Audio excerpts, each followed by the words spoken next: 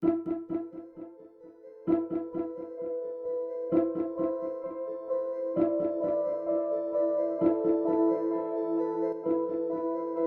de l'humanité recèle de nombreux mystères non résolus. Ces mystères non résolus ont beaucoup fait parler d'eux. Pourtant, aujourd'hui, personne n'a trouvé de réponse. Voici une nouvelle histoire insolite et non résolue. L'histoire d'Albert Pell, le Landru savoyard. L'histoire d'Albert Pell, surnommé le Landru savoyard, est une affaire criminelle qui a défrayé la chronique à la fin du XIXe siècle. Cette affaire a marqué la région de la Savoie, notamment la vallée de Tarentaise. Albert Pell, surnommé le Landru savoyard, est une figure criminelle française, souvent comparée à Henri-Désiré Landru en raison de similitudes dans leurs affaires respectives. Replongeons dans l'histoire avec les éléments clés de cette affaire. Albert Pell est né en 1849, en Tarentaise à Grandcoeur, dans la commune d'Aigueblanche, en Savoie. Il était le fils d'un horloger et d'une commerçante. Ses parents se sont séparés peu après sa naissance, apparemment en raison d'actes adultères commis par sa mère. Lors de son procès, Albert Pell a déclaré souffrir d'insécurité quant à sa filiation avec l'horloger savoyard. Il est toutefois resté avec son père à Bourg-Saint-Maurice, tandis que sa mère s'est installée à Paris. En 1859, son oncle, maître Flandin, avocat à Moutier, propose de l'envoyer à Paris terminer son instruction et faire son apprentissage. À 15 ans, il travaille d'abord comme apprenti artisan horloger, puis ouvrier en horlogerie. Très discret et relativement peu sociable, Albert Pell entretient une série de relations avec des femmes, principalement des femmes plus âgées, souvent en quête d'amour et de stabilité.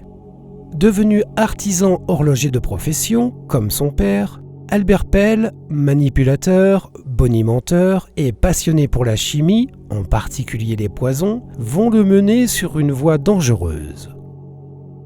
Après 2 mariages, dont l'un se termine par la mort mystérieuse de son épouse, Albert Pell s'installe à Montreuil.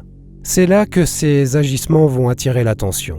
Il séduisait ses victimes, des femmes âgées pour leur héritage ou leur fortune, puis les tuait pour leur voler leur argent avant de se débarrasser de leur corps de manière mystérieuse. Selon certains rapports, il est possible qu'il ait utilisé la technique de l'empoisonnement ou l'asphyxie. Il est également suspecté de brûler les corps pour effacer toute preuve. La première fut sa mère, prise de violentes coliques. Le médecin qui lui renda visite constata des douleurs à l'abdomen et à l'estomac et une obstruction des voies respiratoires. Elle décédera sans que son fils n'en soit très affecté. Suivra Marie Mawin, sa domestique, et Eugénie Meyer, sa maîtresse. Toutes deux prises subitement de vomissements et de diarrhée. Elles se plaignent en outre d'une soif insatiable. Le 26 août 1880, Albert épouse une jeune fille nommée Eugénie Buffreau, qui lui apporte une dot d'environ 4000 francs de l'époque. 1 mois après, la jeune femme souffre de vomissements continuels et se plaint d'une soif ardente. Elle décédera dans l'indifférence totale de son mari. Quelques mois plus tard seulement, il épouse Angèle Dufort et reçoit la dot d'environ 5000 francs. Elle ne tarde pas à être prise de violentes coliques, mais cependant celle-ci échappe à la mort et quitte Albert pour la liaison naissante qu'il entretient avec Élise Baumer, domestique d'une 40aine d'années. Albert et Élise emménagent ensemble rapidement. Élise tombe malade, en proie à des coliques et à des vomissements qui lui causent d'intolérables souffrances. Elle disparaîtra dans la soirée et ne donnera plus jamais signe de vie. 2 voisines de l'époque se plaignent de l'odeur épouvantable venant de la cuisine et attestent avoir vu l'horloger allumer de grands feux dans un four le soir de la disparition. L'enquête menée par la police relate un schéma récurrent dans les disparitions des femmes fréquentées par Albert Pell. Après une enquête minutieuse qui a permis de relier les disparitions au même lieu et à des circonstances similaires. En 1884, À 35 ans, Albert Pell est enfin arrêté, accusé de 7 empoisonnements et est renvoyé devant la cour d'assises. Au moment de son arrestation, il nie toutes les accusations.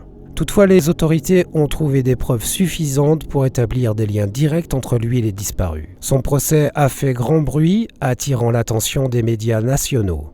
Albert Pell a été condamné à la réclusion criminelle à perpétuité et aux travaux forcés pour les meurtres qu'il a commis. Albert Pell meurt au bagne à 75 ans, devenant ainsi l'un des bagnards les plus âgés de France. Cependant, son affaire est restée marquée par une atmosphère d'intrigue et d'incertitude en raison de l'absence de preuves irréfutables pour certains meurtres.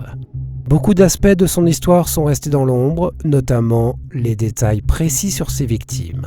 L'affaire a fasciné l'opinion publique en raison du caractère de l'homme et de ses méthodes, mais au final, l'affaire Albert Pell est l'une des nombreuses tragédies criminelles non entièrement éclaircies de l'histoire. Aujourd'hui encore, son nom reste associé à cette époque trouble, bien que les détails complets de ses crimes soient restés dans l'ombre pour beaucoup de chercheurs et d'historiens. Plus tard, on constatera que les méthodes de ce criminel semblent avoir inspiré un autre meurtrier tristement célèbre, Henri Désiré Landru. L'affaire Albert Pell demeure l'une des énigmes criminelles les plus intrigantes, illustrant les complexités de la justice et de la criminalité au XIXe siècle, et reste pleine de mystères non résolus.